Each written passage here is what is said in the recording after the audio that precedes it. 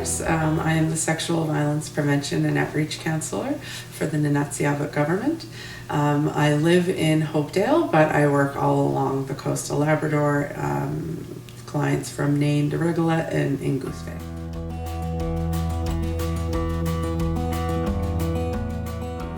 Pretty much a three-pronged approach. So I do community awareness and education presentations and workshops on different topics related to sexual violence prevention.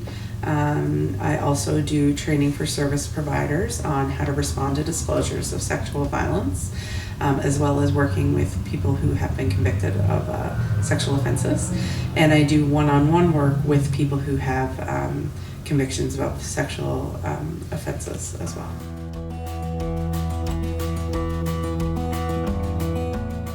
Healthy relationships is one that I've done a fair bit in community and also at the prison in Labrador, the Labrador Correctional Center.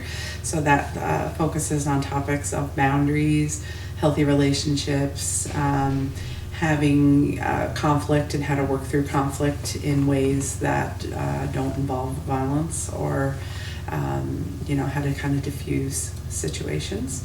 I've also done workshops with some service providers on how to effectively respond to a disclosure of sexual violence without causing further traumatization.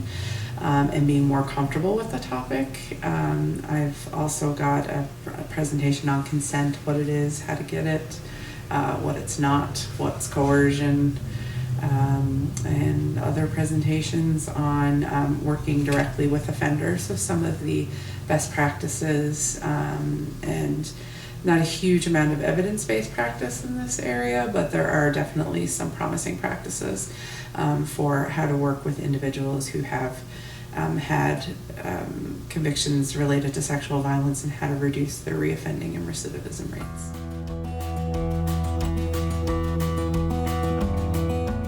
I think it's absolutely cutting edge and progressive for Nunatsiavut to prioritize this area and to really put focus on it and to do some of this work. I really wish all governments, provincial, federal, whatever, municipal, had a plan in place for sexual violence prevention, because the problem's not going away.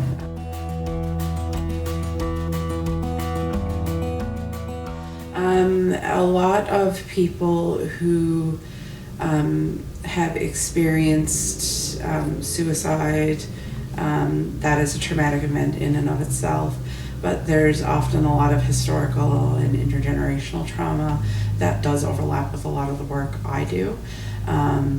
Unfortunately, people who have experienced sexual violence can have higher rates of suicide.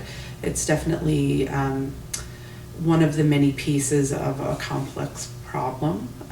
So I definitely see that trying to do some of this prevention work and more outreach work to people who have experienced sexual violence could definitely have a big impact on suicide rates. For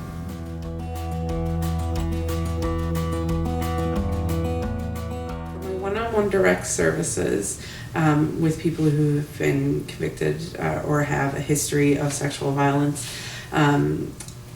I do take self-referrals as well as referrals through probation or the local prison before they get released.